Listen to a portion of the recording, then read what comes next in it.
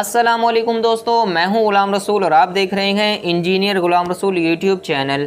दोस्तों, आज के इस होम अप्लायंसेज रिपेयरिंग सीरीज़ की इस वीडियो में हम इस वॉशिंग मशीन को रिपेयर करने का तरीक़ाकार सीखेंगे कि अगर आपके घर की वॉशिंग मशीन ख़राब हो जाए तो आप उसकी ट्रबल शूटिंग को कैसे फाइंड करके उसे घर में ही आप लोग ख़ुद कैसे ठीक कर सकते हैं। तो चलिए दोस्तों, वीडियो को शुरू करते हैं।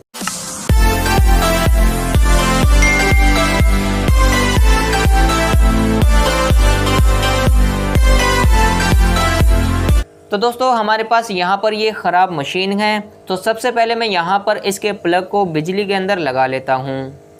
तो दोस्तों, बिजली में लगाने के बाद आप लोग यहाँ पर ये देख सकते हैं इस मशीन की लाइट तो यहाँ पर ऑन हो गई है, मतलब कि इसकी तार तो यहाँ पर बिल्कुल ठीक है और हमारी इस मशीन के अंदर करंट तो आ गया है।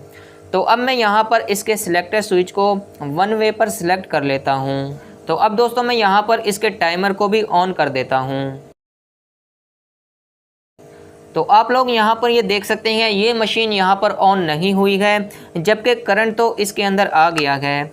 अब दोस्तों, हम इस मशीन को यहाँ पर चेक करते हैं और इसकी ट्रबल शूटिंग को हम आज की इस वीडियो के अंदर ठीक करेंगे कि इसके अंदर क्या फॉल्ट आया है। अब दोस्तों, मशीन को चेक करने के तीन तरीके हैं। एक तो हमने यहाँ पर पहले ही चेक कर लिया है कि इसका प्लग और तार बिल्कुल ठीक है। दोस्तों, सबसे पहले हमने इसकी तार को ही चेक करना होता है कि कहीं तार तो ख़राब नहीं हो गई। तो तार तो हमारे यहाँ पर इस मशीन की बिल्कुल ठीक है। तो अब हमें यहाँ पर जो दूसरी चीज़ देखना होती है वो है इसकी मोटर और मोटर के कनेक्शंस और मोटर के साथ उसका कैपेसिटर। तो दोस्तों, मैंने यहाँ पर इस मशीन को उल्टा कर दिया है। तो आप लोग यहाँ पर ये देख सकते हैं इसकी मोटर के जो कनेक्शंस हैं वो तो यहाँ पर सारे ठीक ही लग रहे हैं। तो इनके अंदर तो यहाँ पर कोई मसला नहीं लग रहा। तो अब मैं यहाँ पर इसके बेल्ट को भी बाहर निकाल कर चेक करता हूँ कि बेल्ट तो हमारा यहाँ पर टूट नहीं गया। दोस्तों, इसके बेल्ट को उतारने का तरीका ये है कि आपने इसको नीचे से पकड़कर इसकी बड़ी पुली को पीछे की तरफ घुमाना है, तो ये बेल्ट यहाँ पर आसानी से ही बाहर आ जाएगा। तो दोस्तों, आप लोग यहाँ पर ये देख सकते हैं ये बेल्ट हमारा यहाँ पर बिल्कुल ठीक है और इसके अंदर यहाँ पर ये कोई कट वगैरह नहीं लगे हुए हैं। तो ये बेल्ट तो हमारा यहाँ पर बिल्कुल ठीक है। अब दोस्तों, मोटर को तो हम इसकी बाद में चेक करेंगे। वैसे मोटर के कनेक्शंस तो हमने यहाँ पर चेक कर लिए हैं कि इसकी तारें यहाँ पर सही लगी हुई हैं। वैसे हो सकता है कि इस मोटर की वाइंडिंग ख़राब हो गई हो। पर दोस्तों, अब हम पहले इसका कैपेसिटर भी चेक कर लेते हैं। तो इसका कैपेसिटर यहाँ पर ऊपर सिलेक्टर स्विच के साथ लगा हुआ है। तो अब मैं यहाँ पर इसके इस पूरे ही सेक्शन को जल्दी से बाहर निकाल लेता हूँ।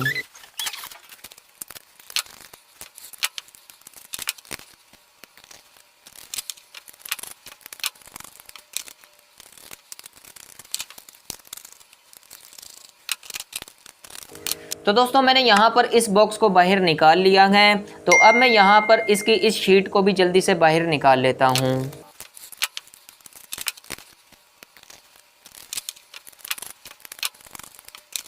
अब दोस्तों, आप लोग यहाँ पर ये देख सकते हैं ये हमारी इस मशीन की सारी वायरिंग यहाँ पर मौजूद है। तो अब मैं यहाँ पर पहले इन तारों की टेपों को जल्दी से हटा देता हूँ, तो फिर हम यहाँ पर इसको मज़ीद चेक करते हैं। अब दोस्तों, साथ ही मैं यहाँ पर इसके सिलेक्टर स्विच को भी बाहर निकाल लेता हूँ। तो इसको भी हम यहाँ पर चेक करेंगे।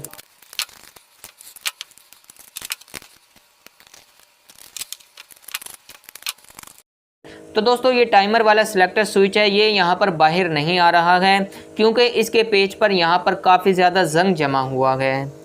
तो दोस्तों, आप लोग यहाँ पर ये देख सकते हैं ये वाला सिलेक्टर स्विच हमारा यहाँ पर बिल्कुल ठीक है और इसकी तारें भी यहाँ पर सही लगी हुई हैं। तो अब मैं यहाँ पर इसके कैपेसिटर को भी बाहर निकाल लेता हूँ। तो दोस्तों, कैपेसिटर को मैंने यहाँ पर बाहर निकाल लिया है और दिखने में ये कैपेसिटर यहाँ पर बिल्कुल ठीक लग रहा है। तो अब मैं यहाँ पर मल्टीमीटर के ज़रिए इस कैपेसिटर को चेक कर लेता हूँ कि इसके अंदर करंट आ रहा है या नहीं। तो मैं यहाँ पर इस मल्टीमीटर को 750 AC वोल्टेज पर सिलेक्ट कर लेता हूँ। तो अब मैं यहाँ पर इसकी टेस्टिंग करता हूँ और दोस्तों, सारे स्विच हमारे यहाँ पर ऑन हैं। तो अब मैं यहाँ पर इसके प्लग को बिजली में भी लगा लेता हूँ। तो आप लोग यहाँ पर ये देख सकते हैं, यहाँ पर कोई करंट मौजूद नहीं है दोस्तों, इस कैपेसिटर के अंदर ही करंट नहीं आ रहा। अब दोस्तों जो हमारी कैपेसिटर की दूसरी वायर है वो टाइमर वाले सिलेक्टर स्विच के साथ अटैच है, मतलब कि टाइमर के सिलेक्टर स्विच से करंट आगे कैपेसिटर में नहीं आ रहा। तो इस टाइमर के सिलेक्टर स्विच में हमारा मसला हो सकता है। तो मैं यहाँ पर इस टाइमर को यहाँ से बाहर निकाल लेता हूँ। तो दोस्तों मैंने यहाँ पर इस सिलेक्टर स्विच को बाहर निकाल लिया है। वैसे काफ़ी मुश्किल से ये निकला है क्योंकि इसके पेच में यहाँ पर काफ़ी ज़्यादा जंग लगा हुआ था। अब दोस्तों ये सिलेक्टर स्विच यहाँ पर ख़राब हो चुका है, तो इसके अंदर यहाँ से करंट कैपेसिटर तक नहीं जा रहा। तो दोस्तों ये टाइमर तो हमारा यहाँ पर ख़राब हो चुका है। तो अब मैं यहाँ पर इसकी जगह पर एक दूसरा टाइमर इसके अंदर इंस्टॉल करूँगा। तो दोस्तों यहाँ पर ये मेरे पास एक दूसरे टाइमर की किट है जो कि मैंने किसी पुरानी मशीन से उतारी है। तो इसकी ये टाइमर वाली किट यहाँ पर बिल्कुल ठीक है। तो मैं यहाँ पर इस वाले टाइमर को इस मशीन के अंदर लगा देता हूँ। अब दोस्तों इनकी तारों के कलर यहाँ पर सेम ही हैं। तो मैं यहाँ पर पुराने टाइमर में से जो तारें जहाँ से निकली हुई हैं, तो मैं यहाँ पर वैसे ही तारें इस नए टाइमर के अंदर जल्दी से लगा देता हूँ।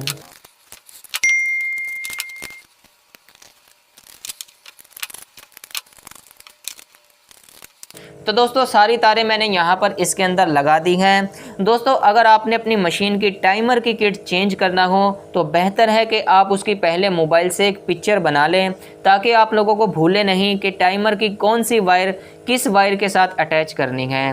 तो इससे आप लोगों को आसानी होगी। तो दोस्तों सारे कनेक्शंस मैंने यहाँ पर इसके अंदर कर दिए हैं। तो यहाँ पर ये हमारा ख़राब टाइमर है, तो इसको मैं यहाँ पर रख देता हूँ। दोस्तों सारे कनेक्शंस हमारे यहाँ पर हो चुके हैं और कैपेसिटर को भी मैंने यहाँ पर इसके अंदर लगा दिया है। तो अब मैं यहाँ पर इसके स्विच को बिजली के अंदर लगाकर चेक करता हूँ कि ये मशीन हमारी यहाँ पर ऑन होती भी है या नहीं। तो अब मैं यहाँ पर इसके सिलेक्टर स्विच को ऑन करता हूँ।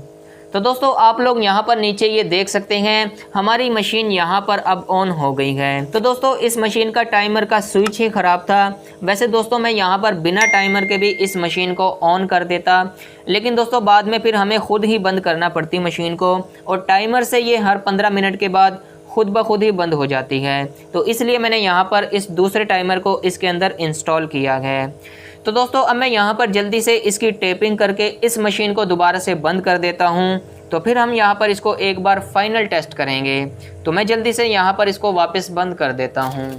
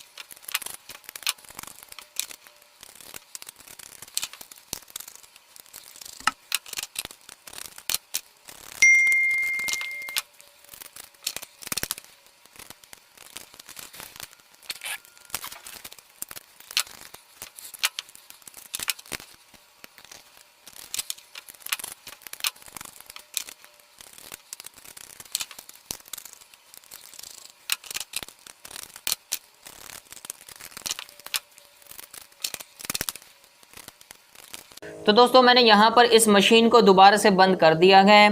तो मैं यहाँ पर मार्केट से ये सिलेक्टर स्विच के 2 ढक्कन लेकर आया हूँ। तो मैं यहाँ पर इसको भी इनके अंदर लगा देता हूँ।